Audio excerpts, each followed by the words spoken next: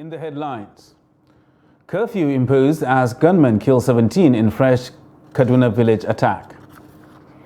Police rescue 14 kidnapped victims after spending 68 days in captivity. Serap tackles federal government over threat to shut down broadcast stations. And on the foreign scene, watchdog clears South Africa's Ramaphosa in cover-up scandal. Hello and welcome to Trans TV News Update. I am Ibrahim Yusuf.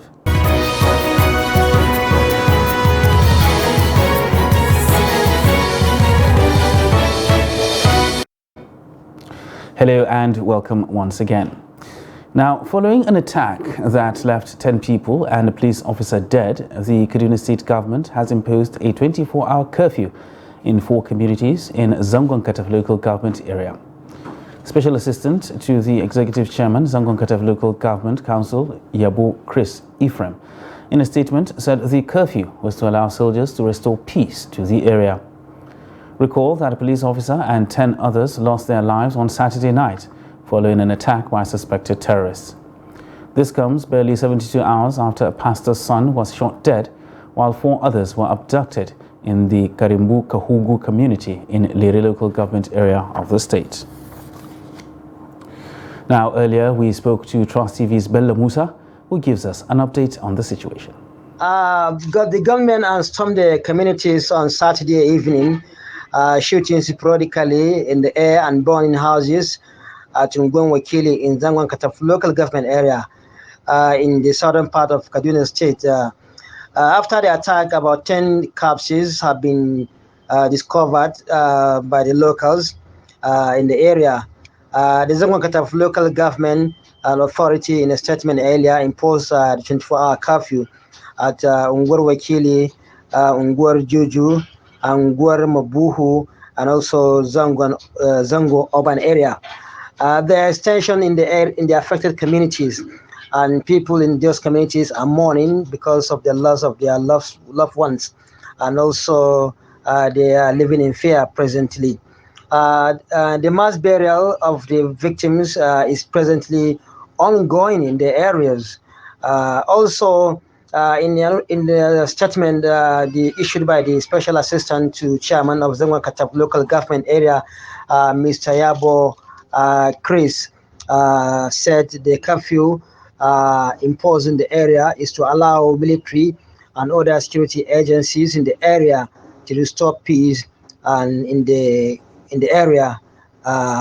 Also, when contacted, the Police Public Relations Officer of Kaduna State Command and DSP Mohammed Jalinge in a WhatsApp chat confirmed the attack, saying that the briefing he received from the area commander in the southern Kaduna, Azix, the trouble started a few days ago when a boy rearing a cattle was murdered in the area. He said the police was investigating the occurrence before trouble broke out in the area. That is from yesterday to today. He said the police is on top of the situation. He also said if not for the intervention of the joint security personnel in the area, the attackers or the hoodlums will have done more damage in the areas. Meanwhile, the death toll from last night's attack on Ngongwekili community in Zangon Kataf local government area of Kaduna State has risen to 17. Reports say 14 corpses were recovered on Sunday morning, aside from the 1 person killed on Saturday and the 2 people that died in the hospital. Speaking to newsmen, the council chairman of Zangon Kataf local government, Francis Sani Zimbo, condemned the barbaric attack, assuring that investigations are on to unravel the perpetrators and bring them to book. He expressed regret on why all the mobile police checkpoints within the affected communities were withdrawn before last night's attack. Meanwhile, the locals, while expressing their displeasure in protests, wondered how an attack would last about 40 minutes without a single attacker killed by the security operatives, even with the presence of a forward operating base within the community. Meanwhile, fear has gripped residents of Kubwa, a suburb of Abuja, after gunmen attacked Chikakori Estate where they abducted about 10 people on Friday.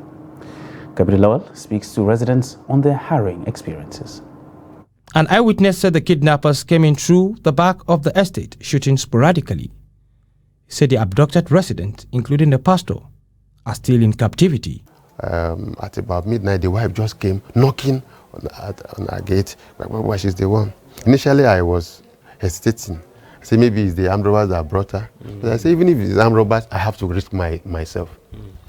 I took that risk and went out, opened the door, the gate. Then she came in and said, they've taken everybody. I said, but I thought it's even an armed robbery issue. He said, no, that they abducted everybody in the house, even the opposite, their own, they were all going. There's this place, the place they broke through the railway fence and our fence. That's where they took them through a dish and they marched them into the bush. The eyewitness further explained that the gunmen broke the gates to force their way inside the estate, adding that they threw their victims into a ditch before taking them into the bush. Then after a while, I now decided to post it on our platform as the residents. Then they started making comments, let's call police, let's do this, let's do this, let's do this. Someone said they has called the police station, the Kuba police, that the police will soon be here. Then after a while, I decided, they called me again that they were at his gate, trying to break into the house. I posted it again because at that point I stopped calling him, that will not attract their attention.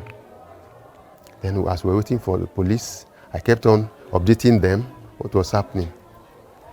After a point, I decided to call, and his number was not going on. It was not going again. The government is not doing their work, and they know all those people. Now, if somebody knows cannot small money for somebody, now they say, hey, this one is a thief. But you know where all of them there. Can you believe that? Okay, the people who have flights that are moving. So are you trying to tell me that now that they fly all these flights now? They are not seeing what is happening in the whole world, especially Nigerian flights. My brother, it's not good. Let Nigeria work, and let the new government. I believe that there's some new government that's coming now, and God will do it. He said security operatives came blaring siren after the gunmen left the scene. Other residents that spoke to Trust TV News called on the government to do the needful to secure their release and end frequent cases of abduction. Gabriel Lawal, Trust TV News, Abuja. And still talking security, the Zamfara State Police Command has dislodged a bandits camp and rescued 14 kidnapped victims who had spent 68 days in captivity. This is contained in a statement issued in Gusau on Saturday by the Police Public Relations Officer in the state, SP Muhammad Shehu. According to him, police tactical operatives in conjunction with the vigilante group, while on a mop-up operation near Munghae Forest, successfully dislodged some bandit camps belonging to a bandit kingpin, popularly known as Dogosule. The victims informed the police detectives that on the 1st of January 2023 at about 11 p.m., a large number of suspected bandits armed with sophisticated weapons stormed Ungwar Mangoro and Gidam Maidawa villages in Gusau local government area and abducted the victims to their camp, where they spent 68 days in captivity. He said the State Commissioner of Police, Kolo Yusuf, has congratulated the victims for regaining their freedom and reassured of the command's continuous commitment to protect lives and property of the citizens. And to Delta State now, where the State Police Command has confirmed the assault on a police officer by officers of the Nigerian Navy in a trending video on social media. In the 1-minute 30-second clip, an assaulted officer was seen moving about restlessly inside the premises of the police station, with angry colleagues appealing to him to stay calm. The incident happened at NRM police station near Warri. The unidentified police officer's face was bloodied and his police uniform was partially torn. Efforts to get the reaction of the military authorities in the state proved abortive, as no official was willing to comment on the issue. But the Delta State Police Public Relations Officer, Bright Edafe, confirmed the incident in a telephone conversation. According to the police spokesperson, the incident occurred at the NRM police station in the Warri area. He also assured that the matter is being handled by the top officials of the police command and the Nigerian Navy. The Socio-Economic Rights and Accountability Project, SERAP, is not happy with the federal government's threat to shut down broadcast stations. Last week, the government, through the National Broadcasting Commission, said it will shut down broadcast stations found culpable of using their platforms to undermine the peaceful coexistence of Nigeria. Following a meeting between the NBC's Director General, Balarabe Ilela, and broadcast stations on the coverage of the February 25th presidential and National Assembly elections, the Commission said it will not hesitate to revoke the license of broadcasters threatening the peace of the country. But in a statement on Sunday, SERAP urged President Muhammadu Buhari to instruct the Minister of Information and Culture, Lai Mohammed, and the National Broadcasting Commission, NBC, to urgently withdraw the last warning and threat to revoke the licenses of broadcast stations and shut them down over their coverage of the elections and post-election matters. So thus on Trust TV News Update, still ahead. We take a look at the protection of public infrastructure. Who's responsible for it? Details of this and more after the break. Just stay with us. Now, as part of efforts to support Africa's goal of strengthening... Now, looking at the activity chart, as you can see right here, a total volume of 130... Created a Boko Haram crisis that at that time was restricted to Yobe. How secured are they? You can see security men with blood. This is the road leading up to the... Already, if you look at English squad, you are looking at EPL, you are looking at their names. You are not looking at...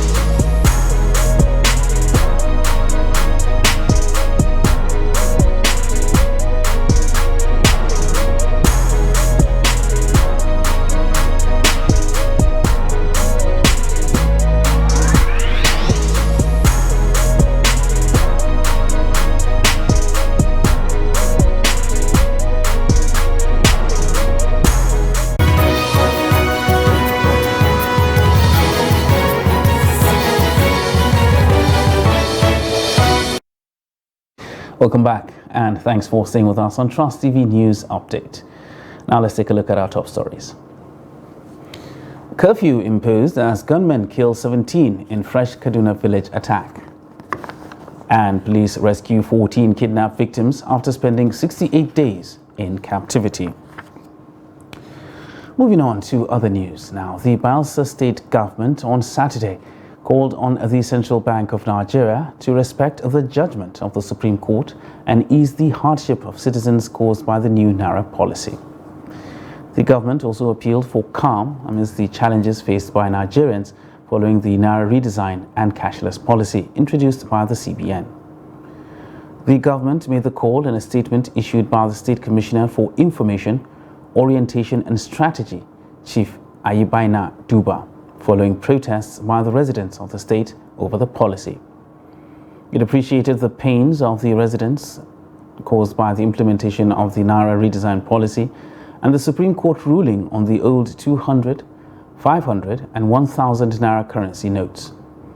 It urged the CBN to clarify the validity of the old Naira notes being reissued by banks after the Supreme Court judgment.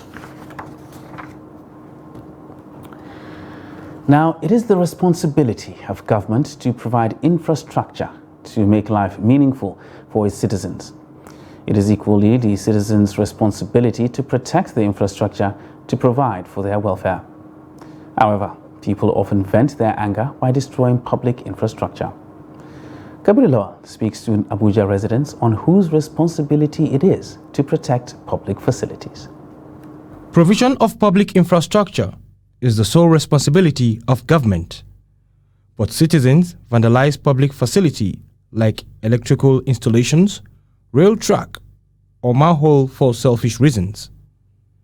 A cross-section of people that spoke to Trust TV News said the destruction of public property can be attributed to ignorance, hunger, poverty, and frustration. My advice is to the young people, please, no matter what, we shouldn't resort to violence.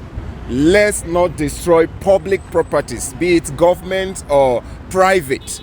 Please, there are better ways to channel our grievances. So it is better with dialogue than destruction, because it will still cost us to recover from those destructions. Government does not respect the rule of law, and we don't think you don't expect any common youth out there to come and respect your own rule, that you don't respect the rule of law. Me, on my own, I always talk about I look at the positive ends of things a lot. You understand me? But government of today does not know if the youth are existing or not. You understand? Imagine if you can call the president of Nigeria to come to court and he said nothing like court. The Supreme Court will give judgment based on our naira to be legal, and the government will say nothing. So we don't respect rule of law, so we don't expect anybody to respect the government. Some said the youth should channel grievances through the appropriate authority and not to resort to destruction or looting of public property. Do the right thing. No job. All our foreign jobs are recruiting to Ghana. Everything, mobile, Toyota, oh Ghana. So what are we doing? This is not far from the reality of the changing climate and the heat wave. All of this make people to behave differently. Let's stay calm and trust something better will happen in the nearest future. Respondents implore the youths to be vanguard of public assets, calling on government to provide job opportunities for them to be more productive. Kabir Lowell, Trust TV News, Abuja. A rehabilitated ex-Boko Haram fighter, Alayi Madu, and the traditional ruler of Kajola, a border community between Ondo and Edo states, Bale Akinola Adebayo, are among 37 persons arrested over 2.2 tons of illicit drugs seized by the operatives of the National Drug Law Enforcement Agency, NDLEA, at the Murtala Muhammad International Airport, Ikeja, Lagos, and in raids across 12 states in the past week. A statement by the Director, Media and Advocacy, NDLEA Headquarters, Abuja, Femi Babafemi, said as part of ongoing operations to mop up illicit drugs across the country ahead of the next round of elections, NDLEA officers stormed the Kajola forest, where they destroyed 3 cannabis farms measuring over 39.8 hectares. The owner of the farms, who claims to be the Bale of Kajola, Akinola Adebayo, was arrested, while 2 other suspects believed to be his workers, Arikuyeri Abdurrahman and 25-year-old Habibu Ologun, were also nabbed in a hut near the farms. In the same vein, a 26-year-old ex-Boko Haram fighter, Alayi Madu, who worked for the group 15 years before he surrendered to the Nigerian military in 2021, was intercepted by NDLEA operatives on Thursday, the 9th of March, along Abuja-Kaduna Expressway with 10 kilograms of skunk, which he said he bought in Ibadan, Oyo State, and was taking the consignment concealed in a sack to Maiduguri, Borno State. The statement said Madu, a native of Banki town in Borno State and joined the notorious terrorist organization in 2006 when he was just 9 years old. Madu said he repented and surrendered to the military in 2021, after which he underwent rehabilitation and de-radicalization process at Umaru Shehu Rehabilitation Center, Maiduguri, and Malam Sidi De-radicalization Center, Gombe, before he was discharged after spending 6 months. Thereafter, he traveled to Ibadan, Oyo State, where he worked as a commercial motorcycle rider before going into drug trafficking and his eventual arrest along the Abuja-Kaduna Expressway. Now for a look at the foreign scene, where South Africa's anti-corruption watchdog has cleared President Cyril Ramaphosa of any wrongdoing in a preliminary report into a cover-up scandal that has tarnished his reputation, according to local media reports. The public prosecutor said it has notified implicated parties of the preliminary findings of the probe over the theft of large amounts of cash from Ramaphosa's luxury Fala Fala farm, something the president is accused of having attempted to conceal. Ramaphosa spokesman Vincent Magwenya said the president received the report, details of which have been leaked to local media. The scandal, which erupted in June, involved about $500,000 in cash that Ramaphosa acknowledged was stolen from beneath sofa cushions at his ranch. And for a quick look at sports now, Britain's Lee Wood has said he wants to invoke a rematch clause against Mauricio Lara for a fight this summer. Wood was stopped by Lara last month, which saw the Mexican crowned WBA heavy featherweight champion at Motorpoint Arena in Nottingham. Wood and Lara have been linked with a possible fight against former two-time world IBF featherweight champion Josh Warrington. Lara has faced Warrington twice, viciously stopping him in 2021 before a second fight was brought to a halt because of a cut to the Mexican's head. Matchroom promoter Eddie Hearn represents Wood and Warrington and could pursue a third fight between Warrington and Lara. And now, before we go, here is a kicker. Now, these refugees are healing their wounds and the planet by planting trees in the Tongogara refugee camp in Zimbabwe. They also have long-term plans to establish a public park. Let's take a look.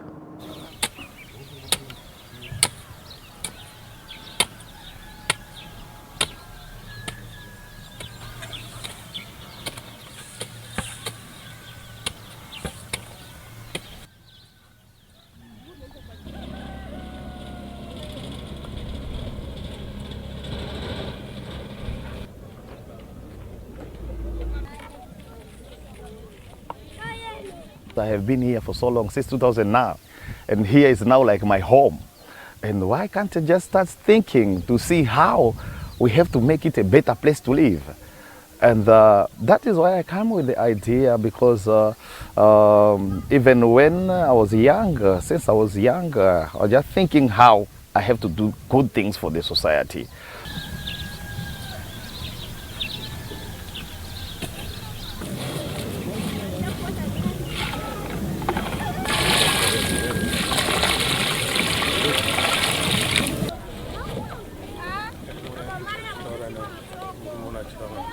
We plant the tree while the tree is growing up. What we do also, we make sure that also we put our vegetable beans because we also have the objective of fighting against poverty.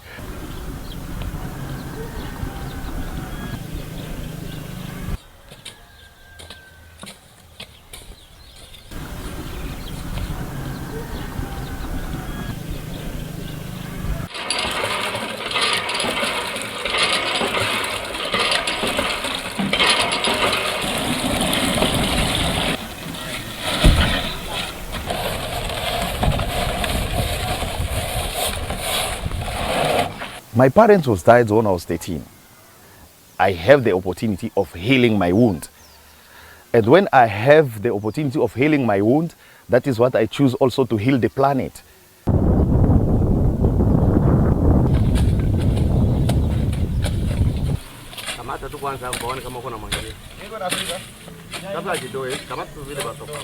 I'm working because if I try to make this place green and the trees grow, it might help the next generation.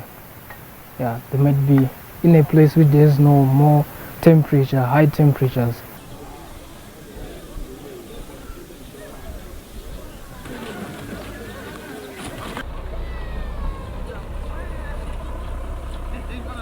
When we are talking about climate change, in Tongogara you can feel it live.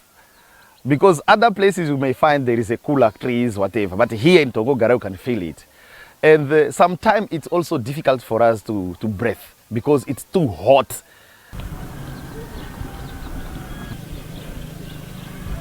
Even in our absence in Tongogara, this will show that we were there. This is our presence. So planting a tree is like planting a spirit.